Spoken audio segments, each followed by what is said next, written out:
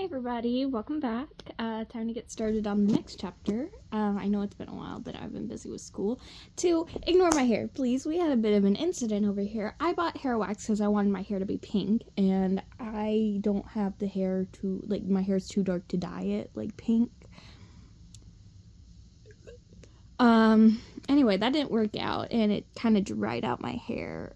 And not to mention, it turned some parts of it purple, and my scalp is now dyed pink. So that is literally so much fun. I love it when things backfire on me. It's gross, and it's leaving so much residue on my hands. Anyway.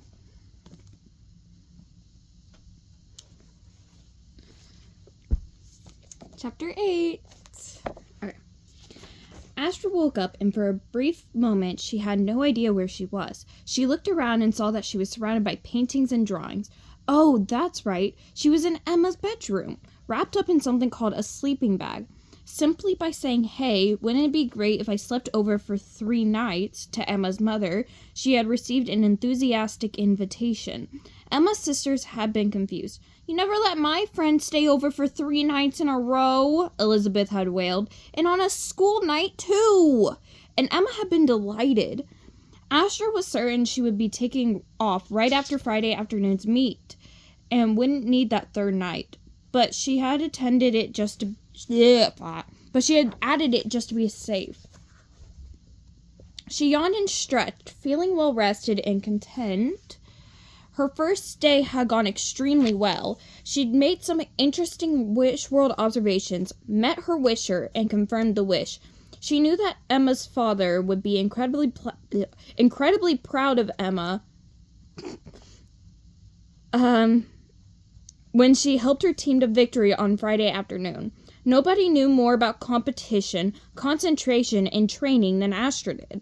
It was the perfect mission for her. They could just start creating that hollow statue in her likeness now.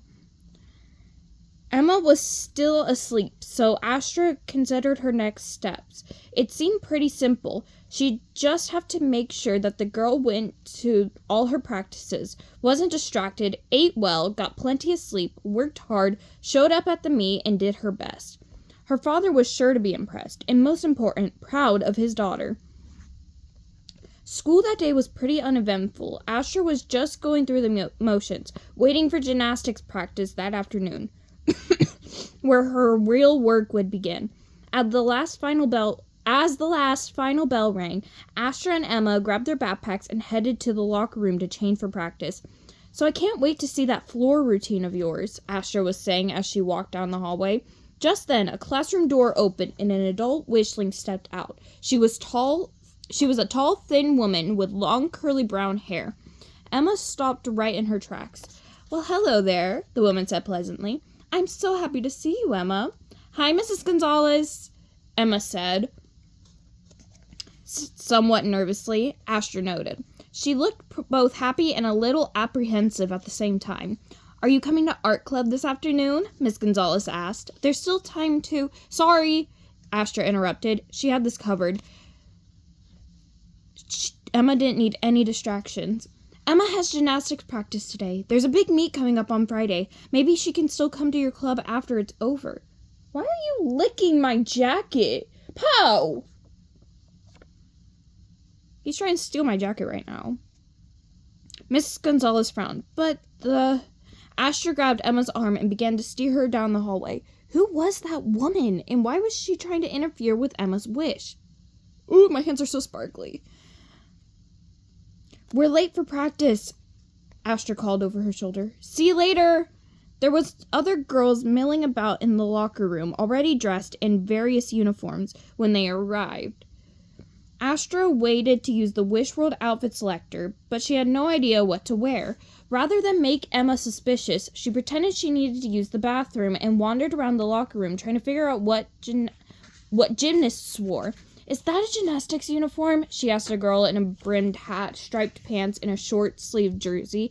A large brown glove was tucked away under her arm. The girl gave Astra a funny look. "Softball," she said. "That's a joke, right?"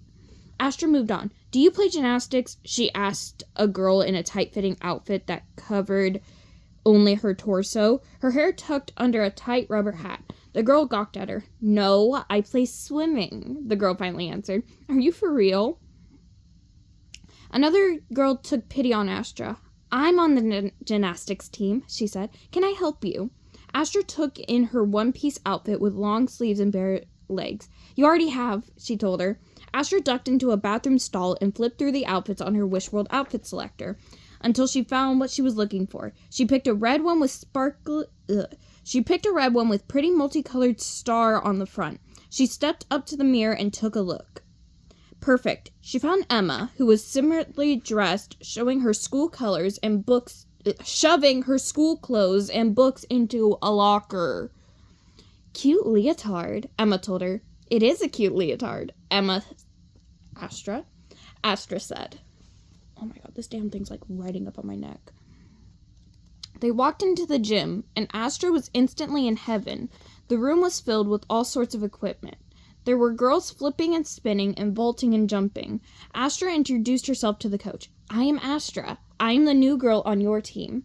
And found out that her favorite childhood dessert was something called brownies. Before the coach could blink, Astra was on the mat, showing off her up and over star flip. Make that her round off back handspring back tuck.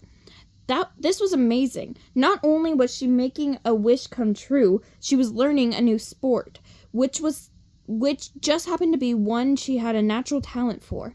She kept an eye on Emma, who was working on her floor routine.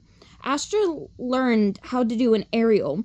It was going to come in very handy during her next game of poses. That was for sure. Oh, Jesus Christ, who is she going to do that to? She especially enjoyed when she was able to take a break and shout encouragement at Emma, who looked like she could use some. Ugh, dude, it's like... Oh no, it's on my blanket, bitch! When practice ended for the day, they pulled sweatpants on over their leotards. Emma loaned her a pair, laced up their sneakers, grabbed their backpacks, and headed out the exit door. Give me a minute. I feel like if I'm not careful, I'm gonna stain this book with whatever is left in my hair because this stupid stuff is not coming out. Surprise! Said someone from the curb. The girl spun around. Emma's face lit up. Daddy! She cried. What are you doing here? I thought I would take you girls out to dinner, he said. Can we go to Choosy Cheese? Emma asked excitedly. Of course, he said. Grilled cheese and a root beer float. Am I right? You know it, Emma said. She slipped her hand into his. Come on, Astra. My dad is taking us out to a restaurant. Oh, wait. My dad's taking us out to dinner. Oh my god, my hair. They drove to a nearby restaurant, which was lit up with multicolored blinking lights. Inside it was crowded and loud. Astra loved it immediately. Astra stared at the menu. There were cheeseburgers, cheese sticks, cheese omelets, cheese fries, cheesecake, and 20 different kinds of grilled cheese. The waitress came over. May I take your order? She asked. Astra stared at her hat, which looked like a large block of cheese. Is that made from real cheese? Astra asked, her eyes wide. This warranted an observation. Everyone laughed. Oh, Astra! Oh, wait, frog. Oh, Astra, said Emma's dad, shaking his head. You're too funny. He ordered a cheeseburger, fries, and coffee. I'll have a grilled cheese with tomato on the rye and root beer flipped, said Emma. Sounded good. Me too, said Astra. The waitress returned with a steaming mug of coffee. Emma's father ripped open a paper bag and poured some grainy stuff into it, stirring it with a spoon. Meanwhile, Emma pulled some colored pencils out of her school bag, flipped over her menu, and began drawing on it. Her dad took a sip of his coffee, pronounced it quite tasty, and began peppering his daughter with questions. Had she tried her best that day? Yes, she had. Was she perfecting her floor routine? She was working on it. What did the coach have to say? Nothing much. Did she think she was ready for Friday's meet? Sure. Emma's dad sighed and ran his hand through his hair. Emma's answers were apparently not satisfactory. Astra noticed that she seemed pretty distracted. Emma's dad turned to Astra, clearly frustrated. What do you think, Astra? Is she working hard? He asked. She is, said Astra. I think she's going to do great on Friday, actually. You're coming, right? She asked worriedly. Of course, said Emma's dad. The whole family is going to be there. I just want to make sure that Emma is ready. Emma continued sketching as if she hadn't heard herself being discussed. There was an uncomfortable silence. Luckily, the food came very quickly. Here you go, said the waitress, setting the tray down on the edge of the table. Grilled cheese with tomato on rye, she said, setting it before Astra. Astra picked up one of the melty sandwich halves and took a tentative bite, then another. It was positively delicious. She next took a sip of the root beer float, and it was sweet, creamy goodness, almost as delicious as an egg cream, she thought. They ate their food in silence. When the plates were cleared, Emma went back to drawing. I had an idea, sweetheart, Emma's dad said. Emma looked up expectantly. Yes, she said. Astra is really good at round-off back handspring back tucks. Maybe she could teach it to you. You could add it to your floor routine. That might really put you over the edge. Maybe, said Emma quietly. She went back to her paper. Emma's dad sighed again. Can you stop doodling for a minute and talk to me, he said. I don't think that you are taking this meet as seriously as you should. Your sisters seem to understand how important it is. Heck, Elizabeth is already doing... Dad, I need to talk to you, Emma interrupted. Just then, the waitress came over with the check. Emma's dad stood up. In a minute, sweetheart. I'm going to pay the bill. Emma scowled and crumpled the menu. Astra put a hand on her friend's arm.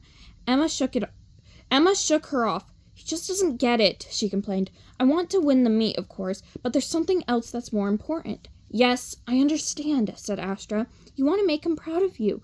Yes, but nothing, said Astra. You have to believe in yourself, Emma. You have to focus on what is most important to you and not be You have to focus on what is most important to you and not be distracted by the things that are not. Everything is going to work out great if you can just do that. Emma sighed. Fine, she said. She slid out of the booth and walked over to her dad. They spoke for a moment and he gave her a quick hug. Astra gathered her backpack and before she got up, leaned over and smoothed out the menu. She gasped. Emma had drawn Astra. She had gotten her hair, her upturned nose, the shape of her face, and the mischievous gleam in her eyes just right. It was a perfect likeness. Chapter 9. Okay, I'll see you guys later once I finally figure out what's going on with my hair.